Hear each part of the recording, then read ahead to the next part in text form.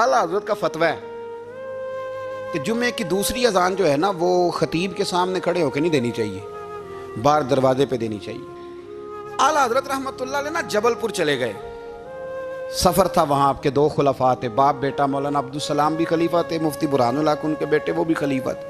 فاضل بریلوی جب وہاں پہنچے نا، عالم وہ نہیں ہوتا کہ جو بات لچھے دار تقریر کر کے تو گزر جائے، عالم وہ ہوتا ہے جس کو بات کرنی بھی آتی ہو اور ذہن میں اتارنی بھی آتی ہو، وہ شخص ہے جو پختہ علم رکھتا ہو، اسے پتا ہو کہ کس حکمت کے ساتھ لوگوں کو بات سمجھانی ہے۔ کلم الناس علی قدر عقولہم، اگرچہ مدرسین کی بھی بڑی بات ہے لیکن ٹھہر ٹھہر کر طریقے سے پیار سے ہمارے بزرگ سمجھاتے تھے۔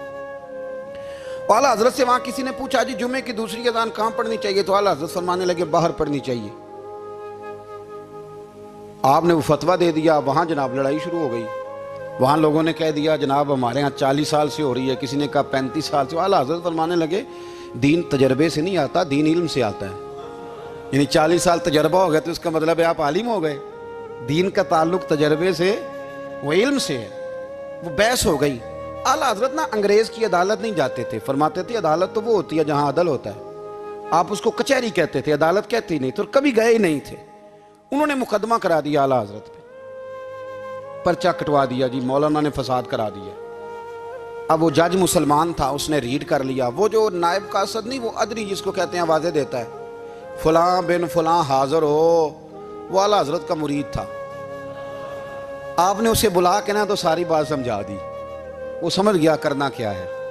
جب باری آئی نا اعلیٰ حضرت کی تو جج صاحب نے کیس پہلے پڑھ لیا تھا کہ یہ مسئلہ ہے، مولانا کہتے ہیں اذان باہر پڑھو تو کچھ لوگ کہتے ہیں سامنے پڑھنی چاہیے۔ اس نے کہا بھی بلاؤ مولانا رضا علی خان ولد نقی علی خان۔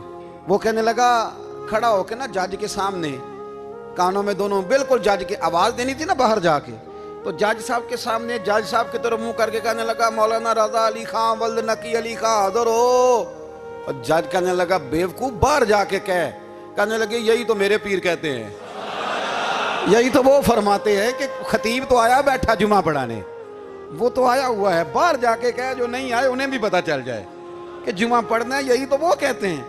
وہ جج کہنے لگا مولانا کو آنے کی ضرورت نہیں، وہ جو بھی کہہ رہے ہیں ٹھیک ہی کہہ رہے ہیں، وہ ٹھیک کہہ رہے ہیں جو بھی کہہ رہے ہیں۔ انہوں نے فکری طور پر لوگوں کی تربیت کی، انہیں بات سمجھانے۔ ایک مولانا نے کہہ دیا کہ نبی پاک صلی اللہ علیہ وسلم کو تو غیب کا علم ہی نہیں، تو اعلیٰ حضرت فرمانے لگے تو بتا اگر نہ ہو حضور کو غیب کا علم تو تیرا کیا فائدہ ہے؟ سوچنے کی بات ہے نا بھائی، کوئی اختلاف نہیں، لیکن کسی کا کیا نقصان ہے اگر اللہ اپنے نبی کو غیب کے خزانوں کی چابیاں دے؟ ہے کسی کا نقصان؟ عجیب فلسفہ ہے نا۔ میں سفر کرتا رہتا ہوں تو بچے میپ لگا لیتے ہیں، اس کو غیب ہے کدھر جانا ہے کدھر نہیں جانا، لے جاتا ہے کہ نہیں، لیفٹ ہو جاؤ رائٹ ہو جاؤ، کس نے بتایا اسے؟ اس کی بات ماننا اسلام کے کفر۔ اللہ اکبر، الجھ گئی نا بات۔ پھر وہ بتاتا ہے کہ آپ 5 گھنٹے 4 منٹ میں فلان جگہ پہنچ جائیں گے، تو اتنی دیر میں بندہ پہنچ جاتا ہے اینڈ ٹائم پہ، تو یہ بات ماننا اسلام کے کفر۔ لیکن مجھے افسوس اس بات کا ہے کہ ڈاکٹر کا الٹرا ساؤنڈ ماننے والے، میپ کی باتیں ماننے والے، کل اتنے بجے بارش ہو جائے گی یہ ماننے والے، اگر کہا جائے کہ رسول پاک نے یہ غیب کی خبر دی ہے تو لوگ اڑ جاتے ہیں۔ اعلیٰ حضرت فرماتے ہیں یوں نہ کرو جسے کوئی سائنسدان پڑھائے، اگر وہ بہت ساری باتیں بتا سکتا ہے تو جسے رب رحمان پڑھائے۔ الرحمن علم القرآن خلق الانسان، میں تم بات ہی نہیں مانتے؟ فاضل بریلوی نے الدولۃ المکیہ پوری کتاب لکھی ہے، اور آپ فرماتے ہیں اللہ نے سب سے زیادہ غیب کی خزانوں کی چابیاں اپنے نبی کو عطا فرمائی ہیں۔ تو آپ نے ہر محاذ پر حضور کی شانیں بیان فرمائی، نبی پاک کی عظمتوں کے تذکرے کیے۔ آپ نے فرمایا کہ اولیاء اللہ، صوفیہ، بزرگ، ان پر تنقید نہ کرو۔ ہمارا نا آج مزاج بن گیا ہے، میں اکثر کہتا ہوں کہ لوگوں کا ذائقہ خراب ہو گیا ہے۔ یہ جو لوگ کہتے ہیں نا نماز میں دل نہیں لگتا، محفل میں سرور نہیں آتا، ہم جب اینک تنقید کی لگا کے جاتے ہیں تو کیسے مزہ آئے گا؟ جب ہم سامنے والے کو اچھا ہی نہیں سمجھ رہے، سب سے اچھے ہم خود ہیں۔ میں اکثر کہا کرتا ہوں کہ جب تک ہم تھوڑا سا نیچے بیٹھ کے اوپر نہیں نہ دیکھتے، بندے ہمیں بڑے نظر نہیں آئیں گے، چھوٹے چھوٹے نظر آئیں گے۔ ہم ہمیشہ اوپر کھڑے ہو کے نیچے دیکھتے ہیں۔ مہربانی فرمائیں۔ بڑی شاندار بات لکھی اعلیٰ حضرت بریلوی نے ملفوظات شریف میں۔ آپ فرماتے ہیں 2 بڑے زبردست قاری تھے، تلفظ اچھا ہی ہونا چاہیے، لیکن اس کا یہ مطلب نہیں کہ پھر آپ سب پہ تنقید ہی کرتے رہیں۔ اعلیٰ حضرت فرماتے 2 قاریوں نے نا ایک بزرگ کے پیچھے نماز پڑھی، تو ان کے نا کچھ قواعد مستحب، کچھ قواعد ٹھیک نہیں تھے، تو کہنے لگے شہرت تو بڑی سنی تھی پر بابے کو تو قرآن بھی صحیح نہیں پڑھنا آتا. یہ اعلیٰ حضرت نے لکھا ہے. چھوڑو جو یہ بھی کو بلی ہے. فرماتے ہیں بس مستحب قواعد ٹھیک نہیں تھے, جو چیزیں ضروری ہیں وہ ٹھیک پڑھتے تھے بابا جی.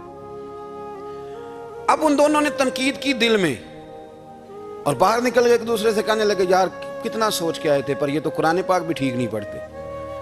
اب موسم تھا تھوڑا سا ایسے ہی معتدل موسم تھا, نہ زیادہ گرمی تھی نہ زیادہ سردی تھی. قریب ایک جھیل تھی. کپڑے اتارے, تہمتیں باندھی اور جھیل میں گھس گئے نہانے کے لیے. ایک شیر آیا تو کپڑے اٹھا کے لے گیا. اب بندہ پانی میں کتنی کو دیر رہ سکتا ہے؟ موسم بھی معتدل تھا, بڑی گرمی میں بھی بندہ زیادہ نہیں رہ سکتا. ٹھٹھرنے لگے, پریشان ہو گئے, کانپنے لگے, جائیں تو کدھر جائیں, بڑے پریشان. اب شیر بیٹھا ہے سامنے اور پہاڑی کے اوپر وہ بیٹھا کپڑے لے کے. اعلیٰ حضرت فاضل بریلوی رحمۃ اللہ تعالیٰ علیہ فرماتے ہیں کسی نے جا کے بزرگوں کو بتایا کہ وہ آپ کے مہمانوں کے کپڑے لے گیا شیر. تو ٹھٹھر رہے. وہ بزرگ آئے اور آ کے نا تو شیر کو آواز دی, اللہ ہر مشکل دی کنجی یارو ہاتھ مرداں دے آئی. شیر کو آواز دی, کہنے لگے ادھر آئے نا. وہ آیا تو ایک تھپکی دی. فاضل بریلوی نے حقوق والدین پہ لکھا, حقوق اولاد پہ لکھا, استاد کے حقوق پہ لکھا, شاگرد کے حقوق پہ لکھا. اعلیٰ حضرت نے پڑوسیوں کے حقوق پہ لکھا. فاضل بریلوی رحمۃ اللہ نے پیر اور مرید کے حقوق پہ لکھا. اعلیٰ حضرت نے شرطیں بیان کی مرید کس کا ہونا ہے, شرائط. فرمایا سب سے پہلے 4 شرطیں دیکھو پھر بیعت کرنا. پہلی بات یہ کہ وہ بندہ اتنا عالم ہے کہ ضرورت کے مسئلے بتا سکے, جاہل کی بیعت جائز نہیں. اور دوسرے نمبر پہ فرمایا یہ بھی دیکھو کہ اعلانیہ گناہ تو نہیں کرتا, ظاہری طور پر شریعت کا پابند ہے. تیسرے نمبر پر یہ دیکھو اس کا سلسلہ متصل ہے, باقاعدہ کسی سے مرید ہوا ہے, سلسلہ اوپر تک صحیح چل رہا ہے. اور فرمایا چوتھا یہ ضرور یاد رکھنا کہ خلیفہ مجاز ہو, کسی شیخ کامل نے اسے اجازت بھی اپنی مرضی سے نہ مان کے بیٹھ گیا ہو کہ مجھے تویز مل گئے ہیں, یہ نہ ہو. فرمایا ان چیزوں کو دیکھو اور پھر پوری پابندیاں لگائیں. کسی نے پوچھا پیر اور مریدنی کا پردہ ہے؟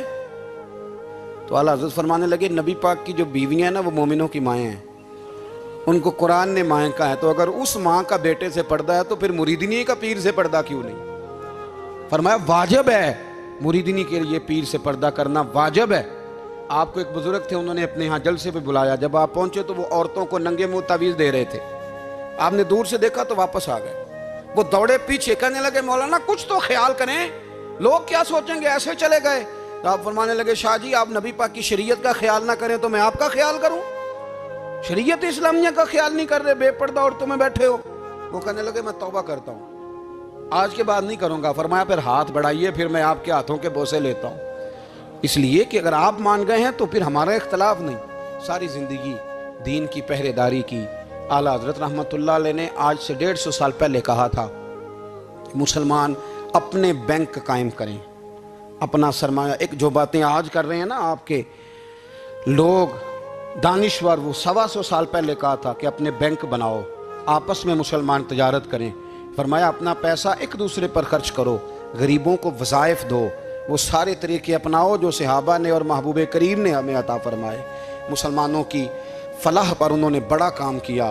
وہ زمانہ اقبال پہلے کہا کرتے تھے سارے جہاں سے اچھا ہندوستان ہمارا. پھر اللہ نے توفیق دی تو کہنے لگے نہیں خاص ہے ترکیب میں قوم رسول ہاشمی. اعلیٰ حضرت اسی زمانے سے کہہ رہے تھے نہیں بھائی جو مصطفیٰ کے غلام ہیں ان کا منصب اور معیار الگ ہے.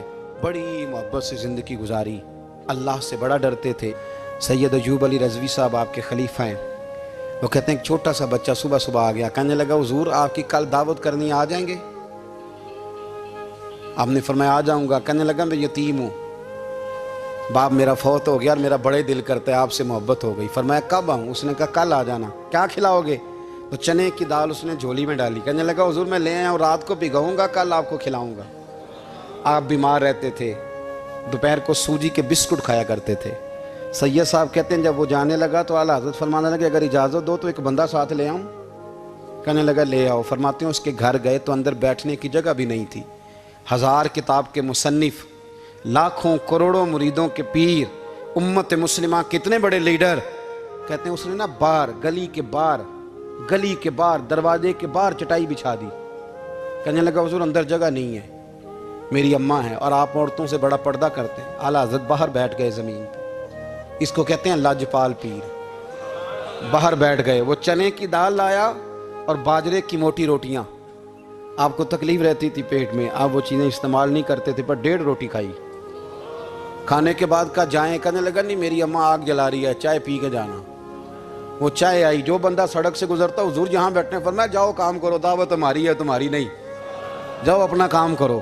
وہاں بیٹھ کے کھانا کھایا۔ جب واپس نکلے تو اس بچے نے اجازت دی جائیے۔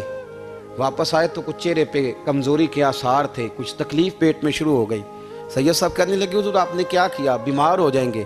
فرمانے لگے ایوب علی یار بیماری تو ٹھیک ہو جائے گی، پر تو نے دیکھا نہیں یتیم کا دل کتنا راضی ہو گیا ہے۔